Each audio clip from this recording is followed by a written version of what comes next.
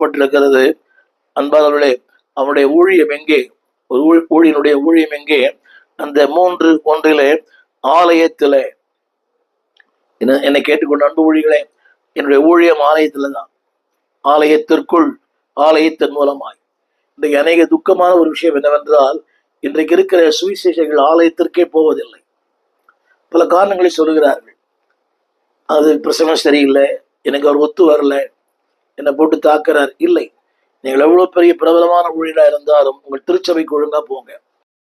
ஒரு ஊழியன் யார்? அதுல வசனம் போட்டிருக்குது, அவன் கர்த்தருக்கென்று காத்திருக்கிறவன். Is a waiting one. அந்த வார்த்தை படிக்கிறேன், கேளுங்கள். அதாவது நீங்கள் தேடுகிற ஆண்டவர். அது இன்னொரு வார் சொல்லப்படுகிறேன், நீங்கள் தேடுகிற ஆண்டவர். ஒரு ஊழியன் யார் என்றால் தேவனுக்கென்று காத்திருக்கிறவன்.